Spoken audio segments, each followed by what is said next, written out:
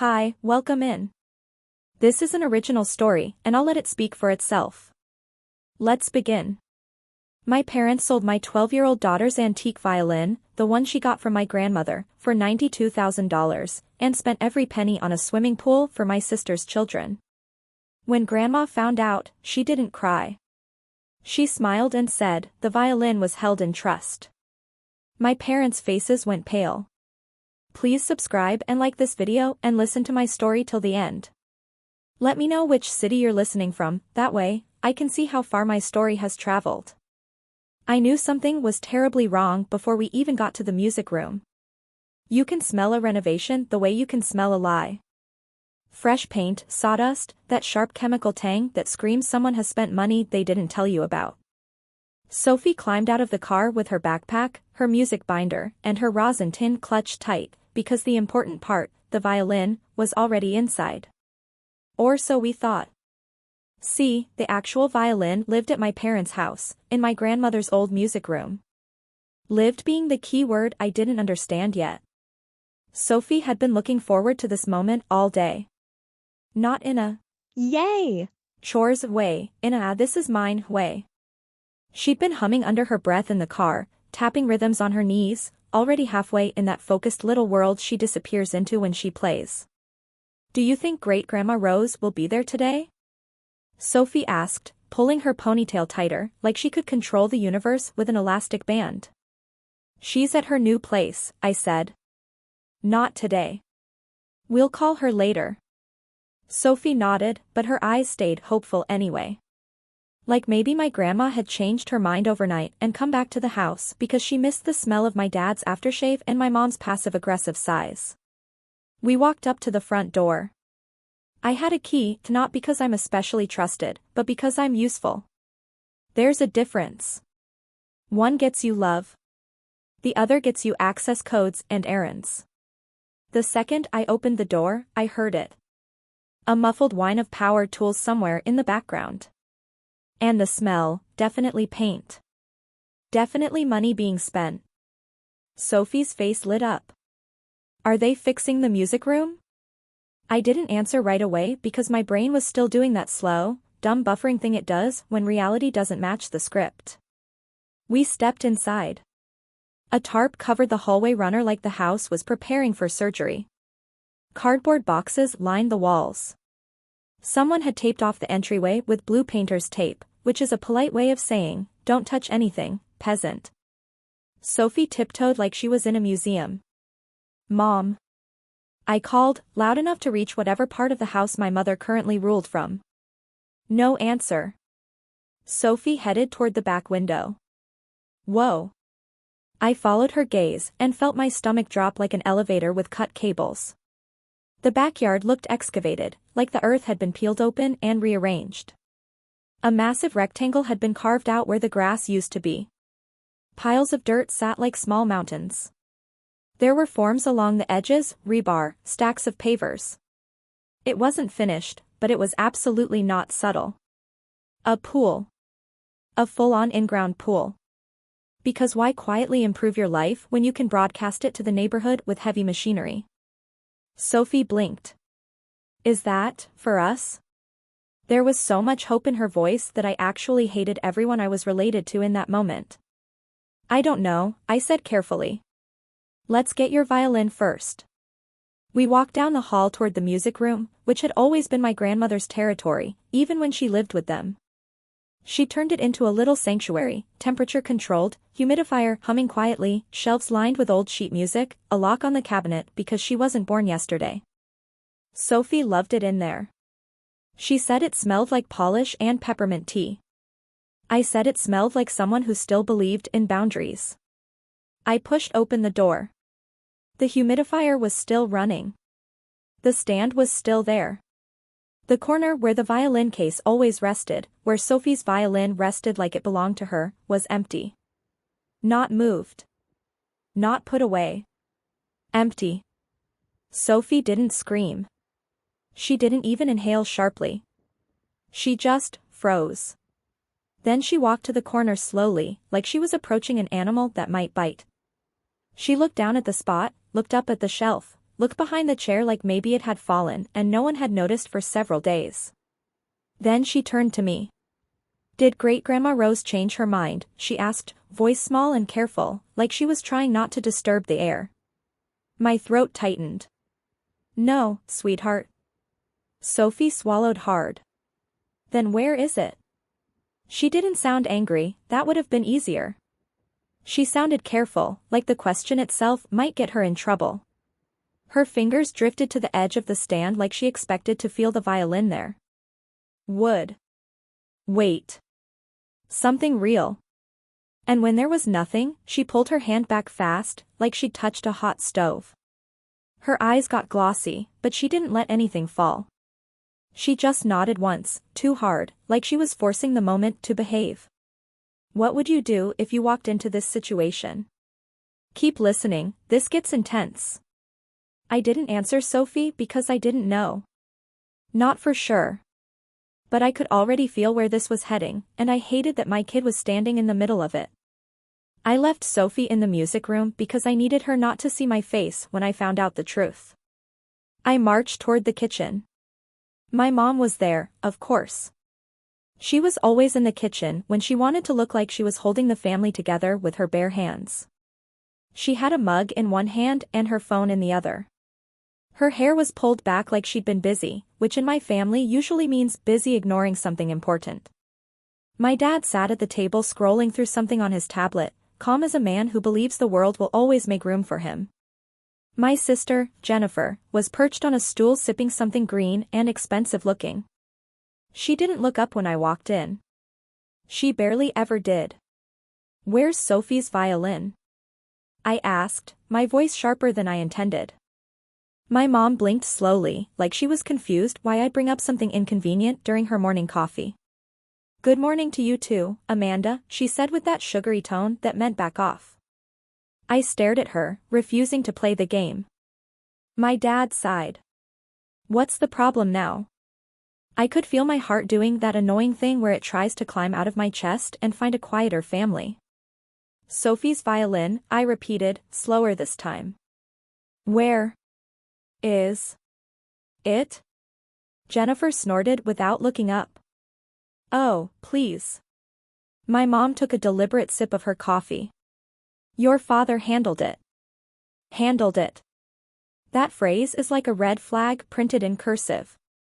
Handled it how? I said, my voice rising despite myself. My dad finally looked up. "We sold it." The room went strangely quiet, like the house itself wanted to hear what happened next. I blinked. "You sold it?" "Yes," my dad said, like he was explaining taxes. "It was valuable. It was sitting there. Your grandmother wasn't even using it anymore." "It wasn't hers," I said, my voice cracking. "It was Sophie's." Jennifer laughed, actually laughed. "She's 12. My mom set her mug down with a soft clink. "Amanda, don't start." "Don't start?" I repeated, my hand starting to shake. "You sold my daughter's violin?"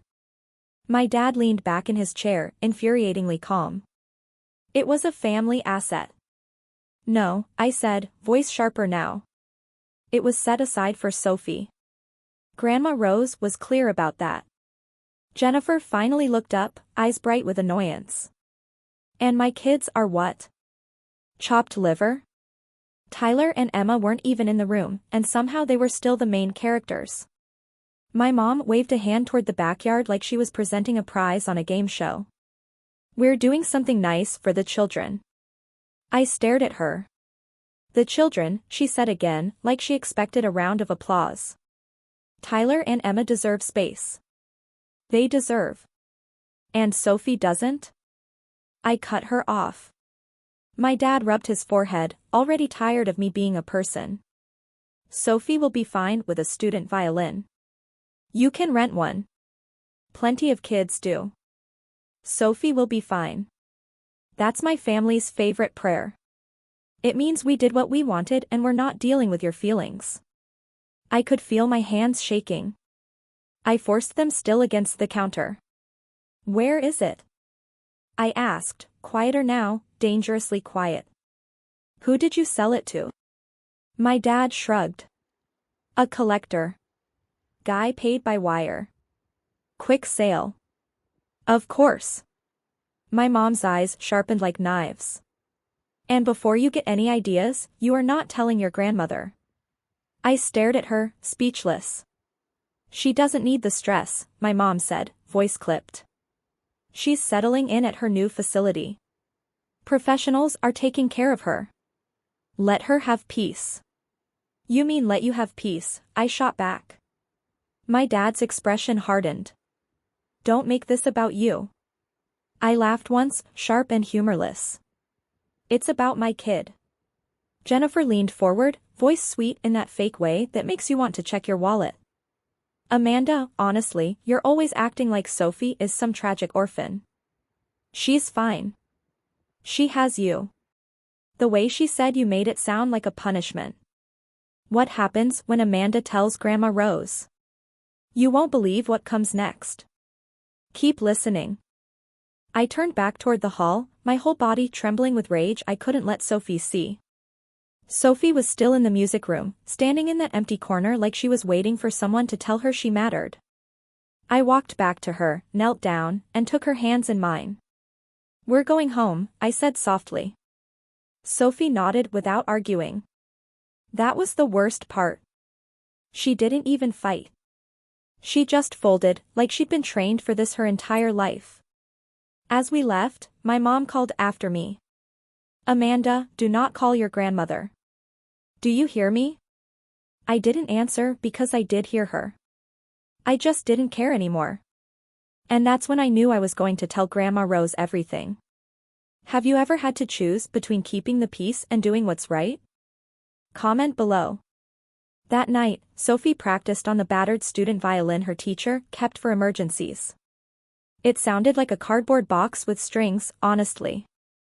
Like someone had tried to make music out of office supplies. Sophie didn't complain, though. She adjusted her posture like she always did, stayed focused, tried again. And every time the sound came out thin and wrong, she blinked hard, like she was trying to hold something inside that desperately wanted to break free. I stood in the doorway, pretending I was just casually watching. Like this was normal. Like my kid hadn't just been robbed in broad daylight by her own grandparents. Sophie finally stopped and set the bow down with a sigh that seemed too heavy for a 12-year-old.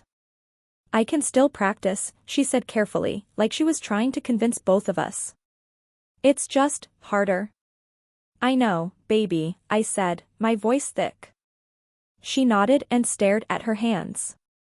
Maybe Great-Grandma Rose, maybe she didn't mean for it to be mine yet. Maybe I misunderstood. I felt something inside me go very, very still. Sophie had spent weeks at that music room with my grandmother, her great-grandmother, learning in a way I couldn't give her. Not because I didn't love her enough. Because love doesn't automatically come with talent. My grandma had it. Sophie had it too. It skipped me entirely, like the universe looked at my family and said, let's not put all the gifts in the same basket. Grandma Rose used to sit beside Sophie and correct her grip with just 2 fingers and a look. She'd say things like, your left hand is talking too loudly, which made Sophie giggle and then fix it anyway. She'd praise her the way kids need praising, specific and honest. Better. That was better. Not the empty kind. Not the kind that says, good job, while still checking your phone. Sophie felt seen with her. In a house where she usually had to shrink herself down to nothing because that was the pattern. See, in my parents' house, Tyler and Emma could shout, spill juice, run through hallways like tiny monarchs. And it was adorable. It was, kids being kids. It was, they're so spirited. Jennifer, her husband, and the kids were living there too, one of those temporary arrangements that had lasted long enough to grow roots and strangle everything else. Sophie, meanwhile, was expected to be quiet. Polite. Grateful. If Sophie laughed too loudly, my mom would say, inside voice, sweetheart, with a smile that didn't reach her eyes.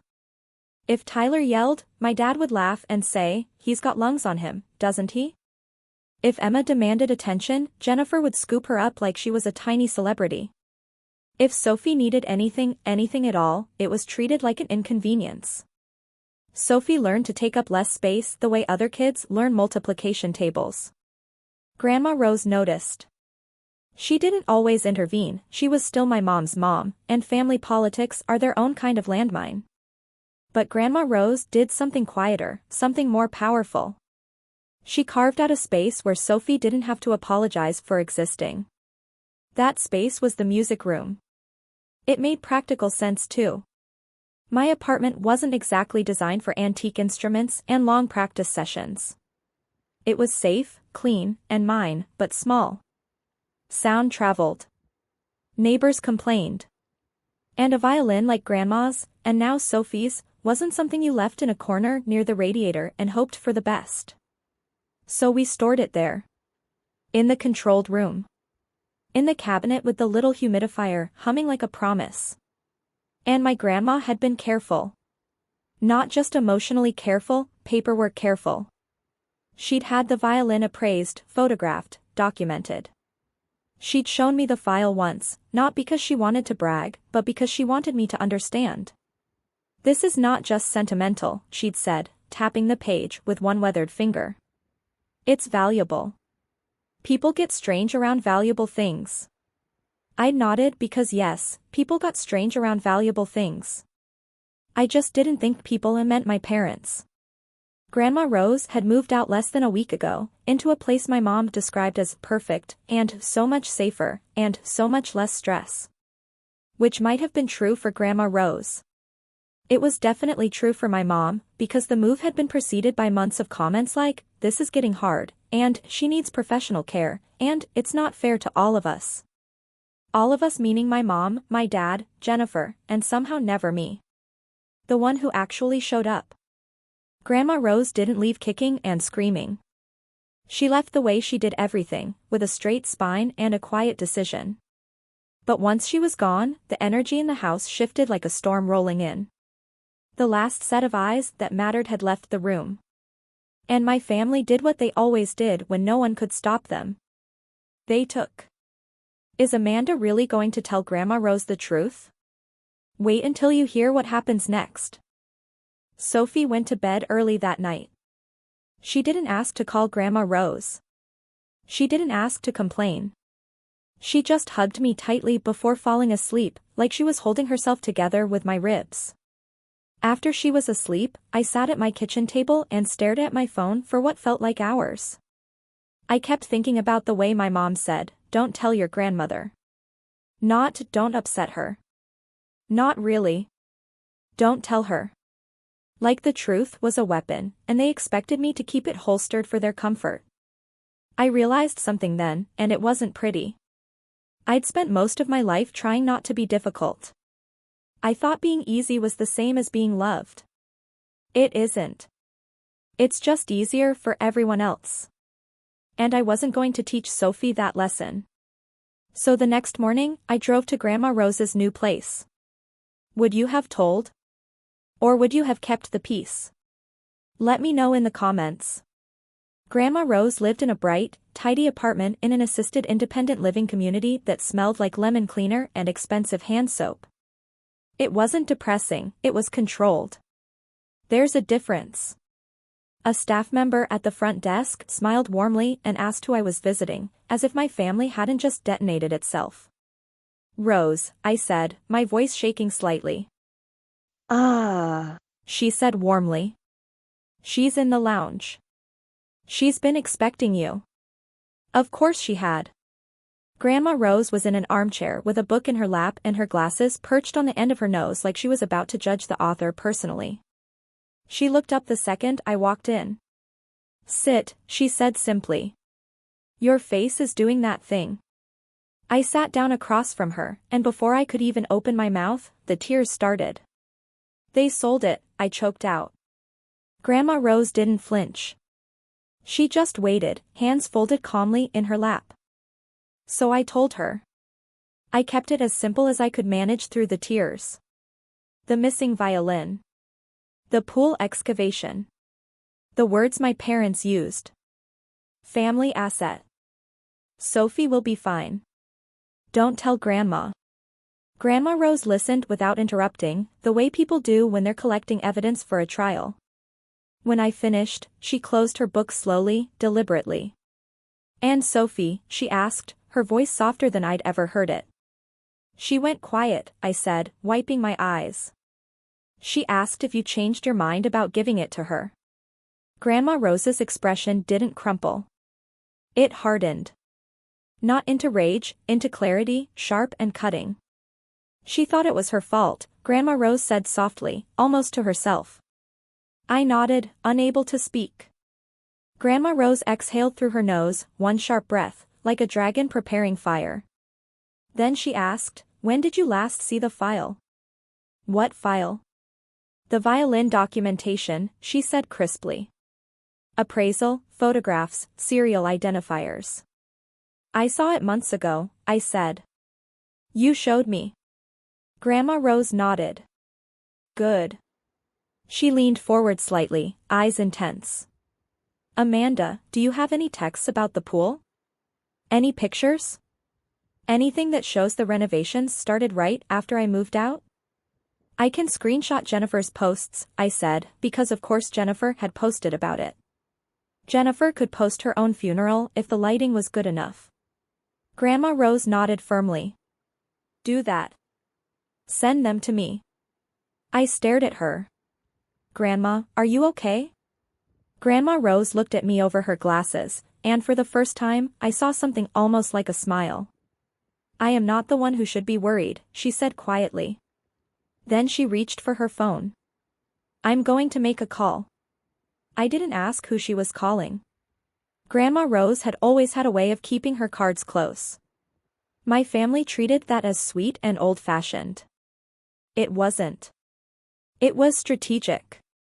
She made the call, spoke quietly in clipped, professional tones, then hung up. "I will handle it," she said. I blinked. "How?" Grandma Rose gave me a small smile, the kind that could cut glass. "Not with yelling," she said. Which in our family was basically a miracle. She reached across and squeezed my hand. Her fingers were warm, firm, steady. "Sophie is going to get her violin back," she said with absolute certainty. My throat tightened. "How do you know?" Grandma Rose's eyes sharpened like a hawk spotting prey. "Because it was never theirs to sell." I froze, my heart suddenly pounding. Grandma Rose watched my face carefully, like she was choosing how much to reveal. "Not today," she said gently, reading my thoughts. "I will explain when it matters." She stood up with surprising grace. "Go home. Be with your child. Let her practice. Let her feel normal where she can." "What about Mom and Dad?" I asked, my voice small. Grandma Rose's smile didn't reach her eyes this time. "Let them enjoy their pool. You won't believe what Grandma Rose does next. This is about to get wild." I drove home feeling like I'd walked into a room where the air pressure had suddenly changed, leaving my ears ringing and my heart racing. And then, nothing happened. Not publicly. Not immediately. Weeks passed. 6, give or take.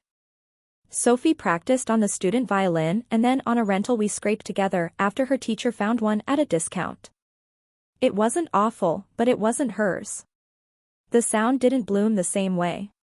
The resonance felt hollow, thin. Sophie adjusted anyway, because Sophie was the kind of kid who adapted even when she shouldn't have to. The worst part was that she didn't complain. She just got quieter, smaller, like she was slowly erasing herself. Meanwhile, my parents posted pictures of construction progress like they'd personally invented concrete and water. Like they were visionaries. Jennifer posted photos of Emma holding a tiny inflatable flamingo, Tyler wearing goggles that were too big for his face. Captions like "making memories" and "worth every penny" with sunshine emojis.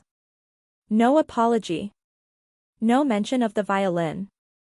Just smiling faces and a giant hole in the ground being filled with stolen money. Then one morning, the invitation didn't even come to me directly. It landed in the family group chat like a flyer taped to a telephone pole. Barbecue. Saturday 2 p.m. Pool reveal. Bring a side if you're coming. No, hope you can make it. No, I miss you. Just logistics, because in my family, feelings are optional, but potato salad is mandatory. I stared at the screen, my stomach churning. Sophie glanced over my shoulder. Are we going? I opened my mouth and didn't have an answer yet. The next morning, Grandma Rose called me. We're going, she said firmly, no room for argument. I swallowed hard. Grandma, what are you doing? Grandma Rose's voice was calm, steady as steel. I'm doing what I should have done earlier. I started to ask more, but she cut me off. Amanda, she said gently. I don't want Sophie watching you swallow this. My chest tightened painfully. Okay, I whispered. There was a pause, then Grandma Rose said, it's in motion. In motion? I repeated, confused. The violin, she said simply. My heart kicked hard against my ribs. What do you mean? She didn't answer directly. I could hear the smile in her voice when she said, you'll find out soon enough. What do you think Grandma Rose is planning? Comment your theories. Saturday was hot in that oppressive way that makes you feel like you're breathing through a wet towel. Perfect pool weather. Perfect, look how great we're doing, weather. Sophie wore her swimsuit under her clothes because she's 12 and hope is stubborn, even when it's been beaten down repeatedly. She didn't talk much on the drive over. Neither did I. When we pulled up to the house, cars lined the street like it was a block party. People I recognized from holidays. Aunts, uncles, cousins, neighbors, the kind of crowd my family loved because it made them feel important, validated. The backyard looked like something out of a magazine. Blue water shimmered under the brutal sun. The stone deck was spotless. The pergola had string lights draped across it like they'd watched one home improvement show and decided they were experts. Tyler was already in the pool, splashing like a tiny shark on a sugar high. Emma sat on a pink float with sunglasses on, because of course she did. Jennifer was holding a drink and laughing loudly at something someone said, like she was hosting her own talk show. My mom stood near the grill with that I am the matriarch posture she practiced in mirrors. My dad hovered nearby, smiling like a man whose life choices had just been validated by chlorine and tile. And then Sophie and I walked in. My mom's smile flickered. Just a little. Not because she was surprised we came, because she was irritated we had the audacity to show up. Amanda, she said, bright and fake as artificial sweetener. You made it. Hi, Mom, I said flatly. Jennifer looked Sophie up and down like she was assessing a threat. Hey, Sophie. Sophie nodded politely, quietly, like she'd been trained her entire life to be invisible. Tyler cannonballed into the pool. Everyone laughed like he'd just performed Shakespeare. Emma squealed. Jennifer beamed like her children were performing miracles. Sophie stood beside me with her towel folded carefully in her hands, like she didn't know where to put herself, where she was allowed to exist. I watched her eyes drift over the pool, over the pergola, over the new loungers, over what her violin had been transformed into. Sophie swallowed hard, and I saw her throat work against tears she refused to let fall. I put my hand on her shoulder. She leaned into it without looking at me, and in that moment, I knew something with absolute certainty. I wasn't here for revenge. I was here because my kid deserved to see what happens when you don't let people take from you and then demand gratitude for it. My dad clapped his hands together. All right, everyone. Food's almost ready. My mom laughed, high and performative. And before we eat, we just want to say, this has been a long time coming. We're so happy to finally have a backyard the kids can really enjoy. Applause rippled through the crowd. Jennifer raised her glass like she was at a wedding. To family. More applause. Sophie's fingers tightened around her towel until her knuckles went white. Then someone, I think it was my Aunt Linda, said, "Where's Rose? Isn't she coming?" My mom's smile tightened like a wire pulled taut. She's busy, she said quickly, dismissively. Right on cue, like something out of a movie, the gate clicked. I turned. Grandma Rose walked in. She wasn't in a wheelchair. She didn't look frail or confused. She wore a crisp blouse and slacks and a calm expression that somehow made the air feel colder, even in the brutal heat. Beside her was Andrew, her lawyer and longtime friend, carrying a slim folder. The backyard went quiet in that way crowds do when they sense a shift but don't know what kind yet. My mom's face went pale as snow. My dad's smile froze like someone had hit pause on his face. Jennifer's mouth opened slightly, then closed. Then opened again. Grandma Rose stepped forward, her eyes sweeping over the pool like she was assessing a poorly done paint job. Well, she said pleasantly, her voice carrying effortlessly. You've been busy. Everything is about to change. Keep listening, you don't want to miss this. My mom forced a laugh that sounded like glass breaking. Mom, this is a party. I know, Grandma Rose said calmly. That's why I came. She looked at me, then at Sophie. Sophie straightened a little, like her spine recognized safety when it saw it. Grandma Rose's gaze softened for just a split second, so brief I almost missed it. Then she looked back at my parents, and her expression hardened into something I'd never seen before. I heard you sold the violin, Grandma Rose said, her voice clear and steady. My mom's lips pressed together into a thin line. We didn't want to upset you. Grandma Rose held up one hand. You didn't want consequences. The word hit like a stone dropped into still water, sending ripples through the entire crowd. My dad cleared his throat, trying to regain control. Let's talk about this privately. Grandma Rose smiled, and it was not a warm smile. It was the smile of someone who'd been playing chess while everyone else was playing checkers. Oh, Thomas, she said quietly. You've had plenty of private time. A nervous chuckle rippled through the crowd. Someone shifted their drink from one hand to the other. Someone else pretended to be very interested in the grill. Grandma Rose turned slightly, addressing the backyard the way you might address a town hall meeting. I won't keep you long, she said. I know you're here to swim and eat. Jennifer snapped, her voice shrill, this is insane. Grandma Rose ignored her completely. She looked straight at my parents and said, calmly and clearly, the violin was held in trust for Sophie. Everyone leaned in, even the people who were trying not to. The silence that followed was so sharp it felt like walking on broken glass. My mom blinked rapidly. What? Grandma Rose continued, her voice perfectly even. I am the trustee. Sophie is the beneficiary. That violin was not a family asset. It was not yours to sell. My dad stared at her like she'd suddenly started speaking an ancient language he'd never heard before. Jennifer's face flushed red. You can't. Grandma Rose's eyes flicked to Jennifer. I can. Andrew stepped forward quietly and opened the folder with a soft rustle of paper. Grandma Rose didn't look at him. She didn't need to. She kept her gaze locked on my parents because she wanted them to feel it. I documented that instrument, she said. Appraisal, photographs, serial identifiers, insurance records, the works. Because I've been alive a long time and I've met people. She paused, and the pause was devastating. Apparently, I'm related to some of them.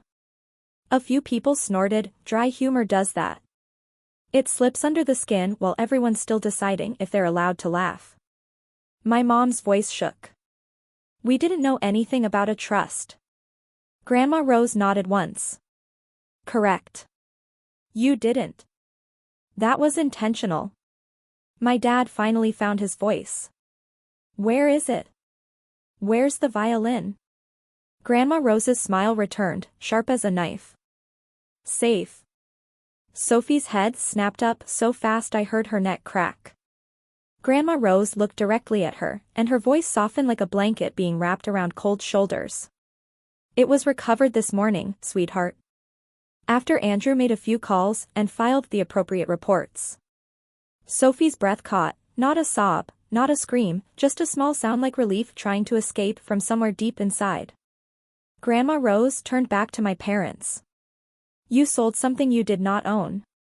You took the money, and you put it into. She gestured lazily at the pool with one hand, like she was swatting away a fly. This? Jennifer's voice went high and defensive. It's for the kids. Grandma Rose's gaze sharpened like a blade being honed. Sophie is a kid. Jennifer's mouth opened. Closed. She looked at Tyler and Emma splashing happily, like she wanted them to be a shield. They weren't. Andrew cleared his throat gently. Rose, he said quietly, a gentle reminder. Grandma Rose nodded slightly. Andrew stepped toward my parents and Jennifer, holding out papers like a waiter offering a check no one wants to see. Notice to vacate, he said calmly, professionally. 60 days. My mom stepped back like the papers might burn her. No. Andrew didn't raise his voice. He didn't have to. He just held the papers steady. My mom stared at them like they were poisonous snakes. My dad's face went from pale to gray, ashen. Jennifer's voice went shrill enough to break glass. You're kicking us out? Grandma Rose tilted her head slightly. You're acting surprised. That's the part one don't understand. My mom's hands shook visibly. Mom, you can't do this. This is my home. Grandma Rose's expression stayed perfectly calm. It is the house you live in. The difference in those sentences was a cliff. I felt Sophie press closer to my side, her whole body trembling. Jennifer's eyes flashed with rage. This is because of Amanda. No, Grandma Rose said, cutting her off with surgical precision. This is because you sold a child's instrument and poured the money into a pool like it was Monopoly money. My dad's voice cracked. We improved the property. Grandma Rose's eyes narrowed just slightly, the only sign of the anger burning underneath. You improved your comfort with stolen money in a house you don't even own. My mom looked like she might faint. She swayed slightly, grabbing the back of a chair. The backyard was full of people who suddenly remembered they had places to be. Drinks were set down. Conversations died mid-sentence. Someone laughed, too late, then stopped abruptly. Sophie whispered, Mom. I looked down. Her eyes were wet, but she wasn't crying. She was holding it in the way kids do when they don't want to make adults uncomfortable, when they've been trained to be invisible. I squeezed her shoulder. Then I looked at my parents, at Jennifer, at the pool, at the way they built something shiny for Tyler and Emma and expected Sophie to clap for it. And I said, not loudly, but clearly enough that anyone listening could hear, Sophie isn't second-tier family. My mom's face twisted. Amanda. No, I said firmly. I'm not doing this today. Jennifer scoffed. So what? Sophie gets everything? I laughed, sharp and dry as desert wind. She was getting a violin. Grandma Rose took a step towards Sophie. Her voice softened in a way that made my chest ache. Sweetheart, you didn't lose it. It was taken. Sophie's lip trembled. I thought I did something wrong. Grandma Rose's eyes flashed with anger so quick it was almost invisible, like lightning behind clouds. You did nothing wrong. Andrew held the papers steady. My dad didn't take them. My mom didn't take them. Jennifer finally snatched hers like she could rip the reality in half if she tore hard enough. Grandma Rose looked at my parents. 60 days, she said again, each word a hammer strike. You will leave. My dad's voice came out thin, reedy. You can't be serious. Grandma Rose's smile was small and cold as winter. Try me. And that was it.